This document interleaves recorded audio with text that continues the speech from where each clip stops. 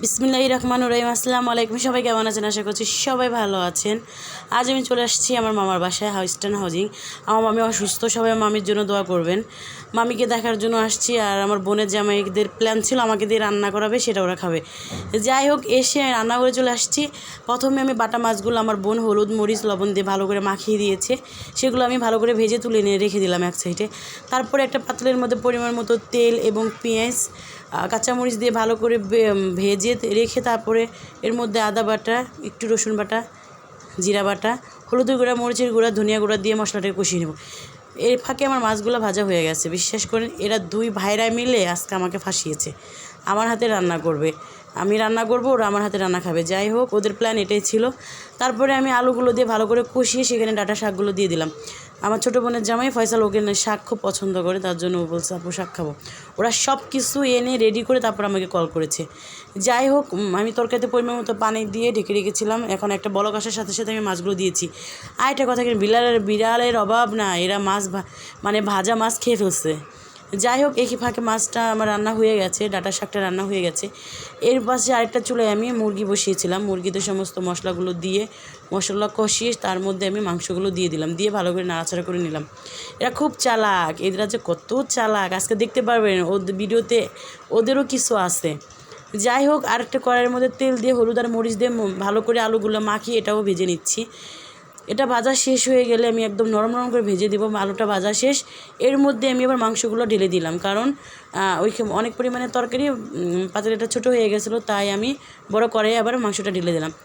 এপাশে আরেকটা চুলার মধ্যে কবিতরের তরকারি বসিয়ে দিয়েছি।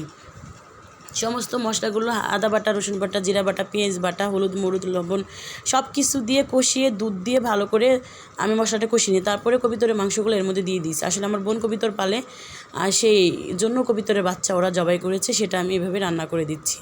আসলে এই দুধ দিয়ে কিন্তু কবিতরের মাংসটা রান্না করলে অনেক টেস্ট হয়, তাই আজ আমি এই কাজটাই করলাম, দুধ দিয়ে। আর এই ফাঁকে দেখেন, ওরা আমাকে চুলা পাড়ে রেখে দুইজনে ঘুমাচ্ছে, একজন আরেকজনকে পা তুলে দিচ্ছে।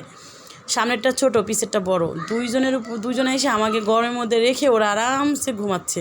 তাই আপনাদেরকে একটা দেখালাম যে আজও মানুষ কতটা ভালোবাসে। ওরা দুজন ভাইরা খুবই ভালোবাসে দুজনকে, ভাইয়ের মতো করেই থাকে ওরা।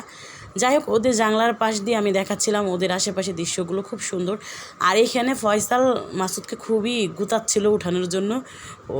মাসুদ উঠতেছিল না, ফয়সাল কিন্তু খুবই তুলে নিয়ে এসে বলতেছে আপুকে সাহায্য করবো। তারপরে ওরা কী করতেছিল, চাল ধুচ্ছিল, পাওলা চাল।